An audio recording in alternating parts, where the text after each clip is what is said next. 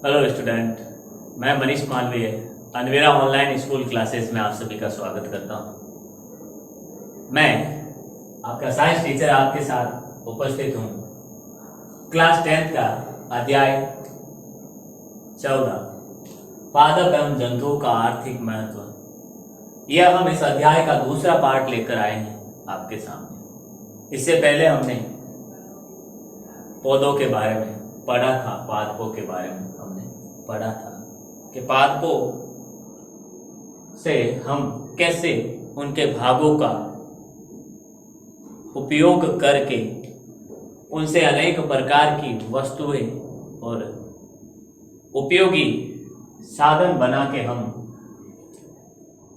फिर उनको बाजार में बेचकर धन कमा सकते और अपना जीवन यापन कर सकते हैं, जिसमें हमने अब तक बहुत से चीजों के बारे में पढ़ लिया है। जिसमें देखिए, विज्ञान की एक शाखा, जिसके बारे में हमने पढ़ा था कि विज्ञान की एक शाखा होती है जिसमें पेड़ पौधों और जीव जंतुओं से प्राप्त उत्पादों को मार्केट में बेचकर, बाजार में बेचकर अर्थ कमाया जाता है, धन कमाया जाता है। तो उन उत्पादों और महत्वपूर्ण पादपों का अध्ययन हम जिस शाखा में करते हैं उसे आर्थिक विज्ञान की शाखा कहते हैं। ठीक है। और आर्थिक रूप से पादपों को 3 भागों में बांटा गया था, जिसमें पहला भाग था खाद्य पादप, दूसरा था अखाद्य पादप और तीसरा था इमारती काष्ठ व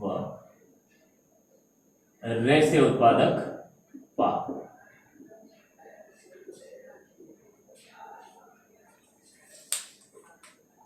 तीन प्रकार के आर्थिक वर्गीकरण हमने पढ़े थे, जिसमें खाद्य पादप और इसको औषधीय पादप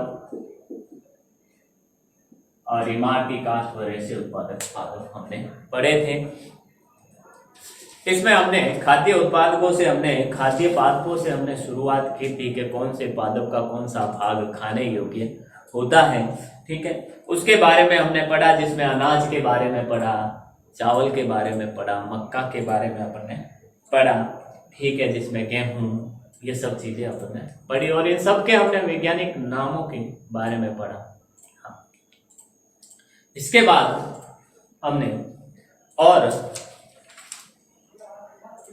फिर तेल उत्पादक पौधों के बारे में पढ़ा, दालें उत्पादन, दलहनी पौधों के बारे में हमने पढ़ा। दलहनी पौधों के बारे में मैंने आपको एक बात बताई थी कि दलहनी पादपों की जो जड़ें होती हैं, इन जड़ों में जीवाणु पाए जाते हैं कुछ, जो फसलों के लिए लाभदायक होते हैं। और जीवाणु में होता है राइजोबियम,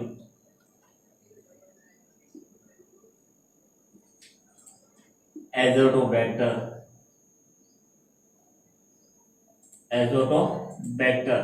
ये कुछ जीवाणु पाए जाते हैं जो फसलों को लाभ पहुंचाते हैं। कैसे पहुंचाते हैं? ये वायुमंडल की जो नाइट्रोजन होती है उसका स्थिरीकरण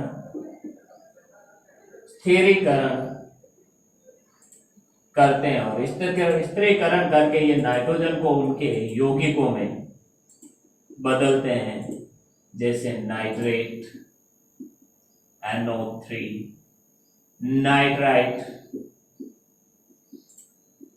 NO2, इनमें बदलते हैं। क्योंकि पौधे जो होते हैं वो क्या करते हैं, डायरेक्ट वातावरण से सीधे ही नाइट्रोजन को ग्रहण नहीं कर सकते। नाइट्रोजन को ग्रहण वो उनके यौगिकों के रूप में करते हैं और उनको यौगिकों में बदलने का कार्य राइजोबियम और एजोटोबैक्टर नामक जीवाणु करते हैं। फिर तेल उत्पादक हमने पौधों के बारे में पढ़ा, जिनमें तेल भी हमने 3 प्रकार के पढ़े। एक तो खाने योग्य तेल, एक अखाने योग्य तेल, अखाद्य तेल, और दूसरा सुगंधित तेल के बारे में पढ़ा। कुछ एक पादप थे जिनका तेल हम खाने में उपयोग में लेते हैं, कुछ एक पादप थे जिनका तेलों का उपयोग हम खाने के लिए नहीं करते हैं, उनका उपयोग हम औद्योगिक रूप से उद्योग में करते हैं।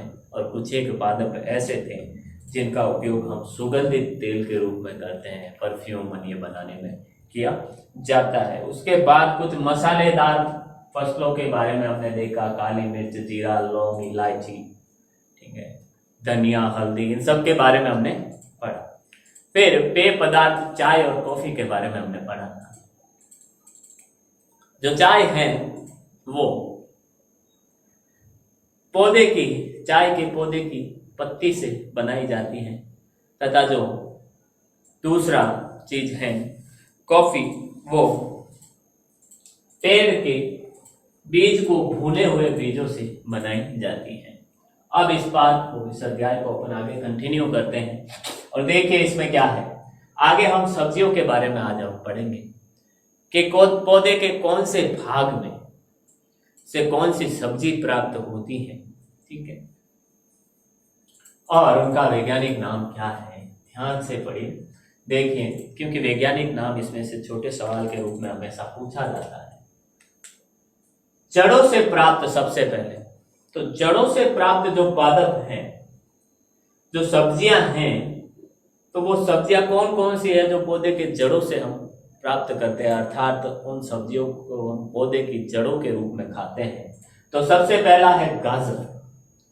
गाजर का वैज्ञानिक नाम डाकस कैरोटा है। डाकस कैरोटा है, ये इसका वैज्ञानिक नाम है। और मैंने आपको बताया था कि वैज्ञानिक नाम को हमेशा लैटिन भाषा में लिखा जाता है, प्लस इसको क्या तिरछे अक्षरों में लिखा जाता है, तिरछे अक्षरों में लिखा जाता है। ये लैटिन भाषा और तिरछे अक्षरों में लिखना बहुत ही मुश्किल होता है हमारे लिए, इसलिए क्या करते हैं, इसको लिखने का एक तीसरा तरीका है जिसमें सिंपल भाषा में हम सीधे तरीके से लिखते हैं और नीचे क्या करते हैं, इनका पृथक अंडरलाइन करते हैं, नीचे लाइन खींच देते हैं। अगर आपको पूछ ले किसी का वैज्ञानिक नाम लिखिए, मान लो गाजर का ही बोला है डाकस कैरोटा, आपको याद था, लिख दिया, लेकिन आपने उसको सिंपल भाषा में लिखा और नीचे अंडरलाइन नहीं की है, तो वो आपका सवाल बिल्कुल ही गलत कर दिया जाएगा।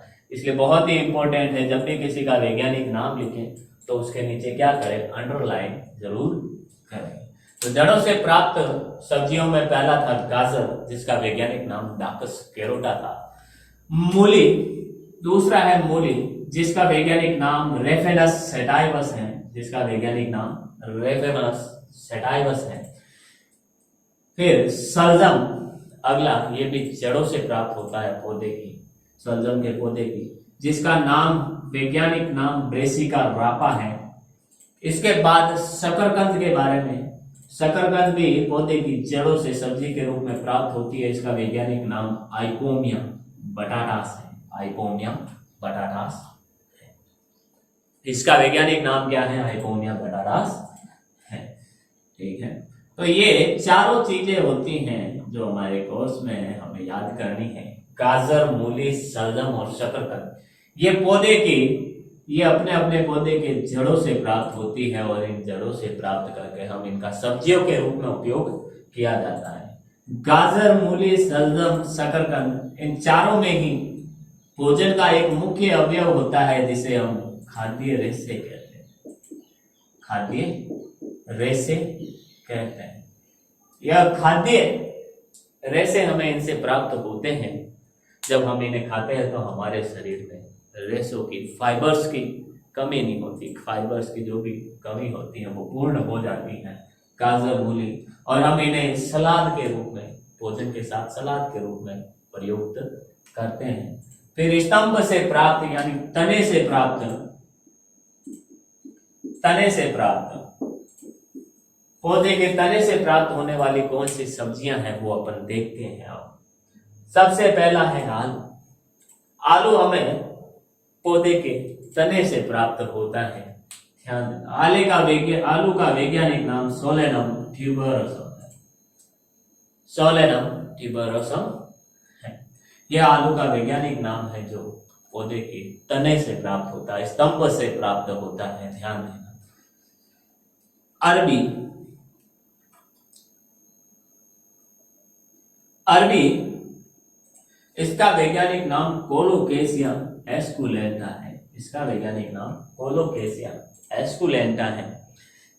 अरबी और आलू पौधे के स्तंभ से प्राप्त होती है। हमें ये अब तक गलतफहमी ही थी कि आलू जमीन से प्राप्त होता है, जमीन के अंदर उगता है, अर्थात वो क्या है, जड़ों से प्राप्त होता है। नहीं, यह ऐसे पौधा है आलू जिसका आधा तना तो क्या होता है, जमीन के अंदर होता है थोड़ा, और आधा होता है बाहर। और जो अंदर लगा हुआ तना होता है उसके ऊपर क्या लगता है, आलू लगता है। ठीक है, और तो हमें जो आलू प्राप्त होता है वो पौधे के स्तंभ भाग से प्राप्त होता है। फिर है पर्ण यानी पत्ती से प्राप्त। पत्ती से अब कौन सी सब्जियां हमें प्राप्त होती हैं, तो सबसे पहले पालक जिसका वैज्ञानिक नाम है स्पाइनेसिया ओलेरेसिया। स्पाइनेसिया ओलेरेसिया ये किसका वैज्ञानिक नाम है, पालक का वैज्ञानिक नाम है, जो पौधे की पत्ती से प्राप्त होती है। फिर है मेथी जो हम खाते हैं हरी सब्जी के रूप में, टाइगोनेला फाइनम ग्रीकम। इसका वैज्ञानिक नाम क्या है, टाइगोनेला फाइनम ग्रीकम। टाइगोनेला फाइनम ग्रीकम ये मेथी का वैज्ञानिक नाम है। बथुआ, बथुआ भी एक प्रकार की सब्जी है जिसका वैज्ञानिक नाम है चिनोपोडियम एल्बम। चिनोपोडियम एल्बम बथुआ का वैज्ञानिक नाम है। यह तीनों ही सब्जियां किससे प्राप्त होती है, हमें पत्तियों से, पौधे की पत्तियों से प्राप्त होती है। फिर पुष्पक्रम यानी फूलों से।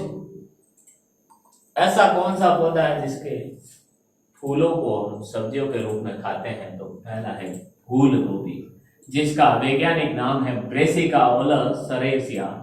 ब्रेसिका ओलेरेसिया, ओलेरेसिया किसका नाम है,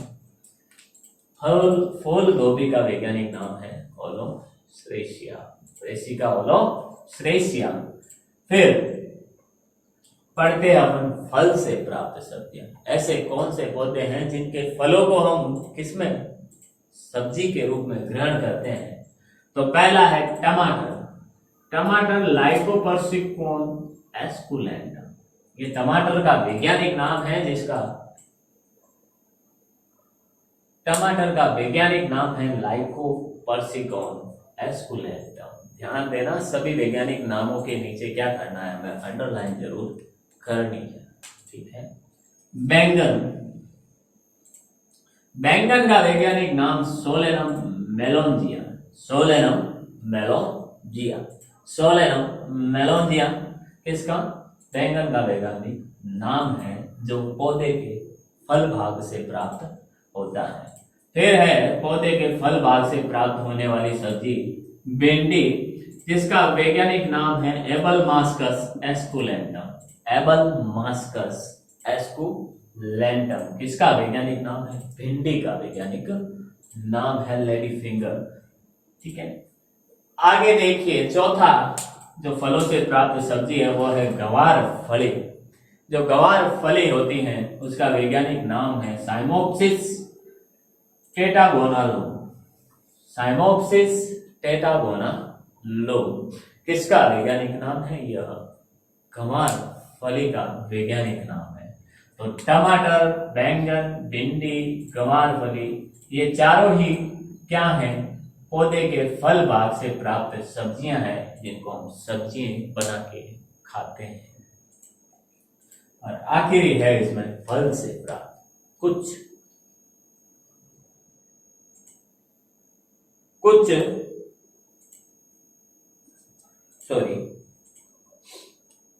आगे हैं कुछ एक फल हैं, फल के पौधे हैं जिन्हें अपन तैयार करते हैं।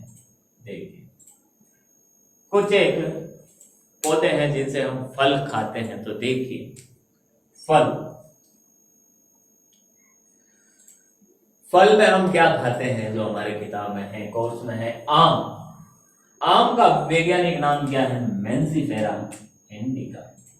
मेंजीफेरा इंडिका किसका वैज्ञानिक नाम है, आम का वैज्ञानिक नाम है। फिर है केला, केला का वैज्ञानिक नाम म्यूजा पेराडीसिएका, म्यूजा पेराडीसिएका किसका वैज्ञानिक नाम है? केले का वैज्ञानिक नाम है। फिर है संतरा, संतरे का वैज्ञानिक नाम सीटस रेटिकुलेटा है, सीटस रेटिकुलेटा है किसका? संतरे का वैज्ञानिक नाम, जिसको अपन फल के रूप में खाते हैं। इस संतरे में खट्टा स्वाद होता है, अम्लीय स्वाद होता है और इसमें विटामिन सी की मात्रा अत्यधिक होती है, विटामिन सी की मात्रा अत्यधिक होती है। और एक रिसर्च, एक अनुसंधान, एक प्रयोग पूछताछ से पता चला है कि भारतीय जो लोग हैं उनमें कभी भी विटामिन सी की कमी नहीं होती। अब कभी भी विटामिन सी की कमी नहीं होती है, अर्थात हम भारतीय खट्टी चीजों को खाना बड़ा पसंद करते हैं, जिसके कारण क्या होता है, जो एस्कॉर्बिक अम्ल होता है, विटामिन सी, वो हमारे शरीर में लगातार बना रहता है और जीवन भर हमारे शरीर में कभी भी विटामिन सी की कमी नहीं होती, क्योंकि बूढ़ा, बच्चा, वयस्क तीनों ही हमारे देश में, भारतीयों में खट्टी पदार्थ खाने के शौकीन होते हैं। फिर है अमरूद, अमरूद का वैज्ञानिक नाम सीडियम गुआजावा है, सीडियम गुआजावा है, सीडियम गुआजावा है अमरूद का वैज्ञानिक नाम। पपीता का वैज्ञानिक नाम केरिका पपाया है, केरिका पपाया है, किसका वैज्ञानिक नाम है? पपीते का वैज्ञानिक नाम है केरिका पपाया, पपीते का वैज्ञानिक नाम है। फिर जो सीताफल हम खाते हैं उसका वैज्ञानिक नाम एनोना स्क्वेमोसा है, एनोना स्क्वेमोसा इसका वैज्ञानिक नाम है, सीताफल का वैज्ञानिक नाम है। तो ये जो 6 हैं फल जो हमारे कोर्स में जिनके बारे में अपन ने पढ़ा, ठीक है। तो ये फल हम खाते हैं, पौधे के फलों को हम खाते हैं। तो अभी हमने सब्जियां, जिसमें गाजर, मूली, शलजम जो हमें जड़ों से प्राप्त होती हैं उनके बारे में पढ़ा। फिर स्तंभ से प्राप्त, तने से प्राप्त हमने आलू और अरबी के बारे में पढ़ा, जिनका वैज्ञानिक नाम सोलेनम ट्यूबेरोसम और कोलोकेशिया एस्कुलेंटा ये थे। इसके बाद पर्ण से, पत्ती से प्राप्त कुछ सब्जियों के बारे में हमने देखा, जिसमें पालक, मेथी, बथुआ जो हमें हमारे घर में खाने को मिलते हैं, पालक, मेथी, बथुआ हरी सब्जियों के रूप में जो शरीर के लिए बहुत ही लाभदायक है, पर वो पत्तियों से प्राप्त होती है। इसी प्रकार पुष्प क्रम से, फूल से जो प्राप्त होती है सब्जी, वो थी फूल गोभी, ब्रेसिका ओलेरेसिया कहते हैं।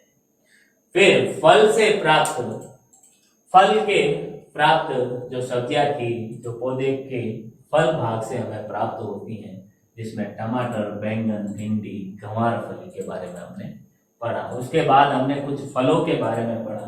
तो फल के बारे में मैं आपको बता दूं, फलों में जो पौधे के फलों का निर्माण है वो किससे होता है? अंडाशय में निषेचन क्रिया से फलों का निर्माण होता है, निर्माण होता है। अर्थात पौधे के पुष्प में अंडाशय के अंदर जब नर युग्मक पराग कण, कौन सा? नर युग्मक पराग कण किससे जाकर मिलता है? अंडे से जाकर मिलता है। दोनों आपस में क्रिया करते हैं और जुड़ जाते हैं आपस में और युग्मक का निर्माण करते हैं। इस युग्मनज का निर्माण की जो प्रक्रिया होती है वो क्या कहलाती है? निषेचन कहलाती है। तो अंडाशय में निषेचन के बाद क्या होता है? फलों का निर्माण होता है, उसे अपन फल कहते हैं। आगे अब फल दो प्रकार के होते हैं, एक सत्य फल और एक असत्य फल। सत्य फल तो वह है जिसका निर्माण अंडाशय से हुआ, यानी किसी पौधे का जो फूल का जो अंडाशय था वही फल के आगे चलकर फल में परिवर्तित हो गया है, फलों में बदल गया है, उसे अपन क्या कहते हैं? सत्य फल कहते हैं। और असत्य फल ऐसा फल जिसका निर्माण अंडाशय को छोड़कर अन्य भागों से यानी पुष्प, क्रम, बाह्य दल, दल या छायाम, इस तरीके से इन सब से हुआ है, तो वो कैसा? असत्य फल कहलाता है। तो फलों के बारे में भी अपन ने पढ़ा, जिसमें आम, केला, संतरा, अमरूद, पपैया, सीताफल के बारे में पढ़ा। संतरा में विटामिन सी पाया जाता है, एस्कॉर्बिक अम्ल पाया जाता है। कौन सा? विटामिन सी का वैज्ञानिक नाम है एस्कॉर्बिक अम्ल। एस्कॉर्बिक अम्ल पाया जाता है। नेक्स्ट, तो ये चीजें हमने आज पढ़ी, ठीक है।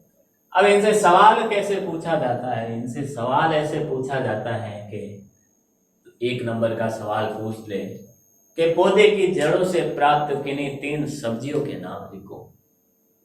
तो हमें गाजर, मूली, शलजम ये हमें जड़ों से प्राप्त होते हैं, ऐसे सवाल पूछ सकता है।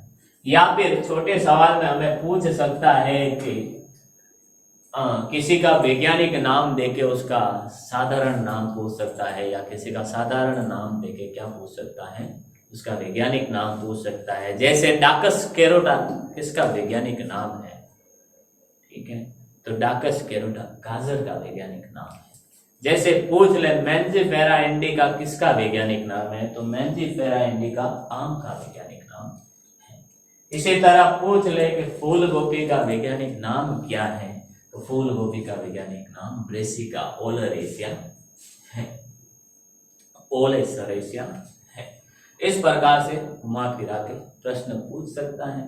फिर जड़ तने से प्राप्त कौन सी सब्जियां हमें प्राप्त होती हैं? कोई 2 के नाम लिखो, या फिर कुछ ग्रुप बना के हमें दे दे, गाजर, मूली, शलजम, शकरकंद, अरबी, आलू, ऐसे 10-15 के नाम दे दे और हमें पूछ दे ये विभिन्न सब्जियां हैं, इन विभिन्न सब्जियों को स्तंभ से प्राप्त, तने से प्राप्त, फूल से प्राप्त, फल से प्राप्त में छांटिए। तो हमें उन 10-15 नामों में से जो सब्जियां स्तंभ से प्राप्त होती है उनको छांटना पड़ेगा, जो सब्जियां हमें जड़ों से प्राप्त होती है उनको छांटना पड़ेगा।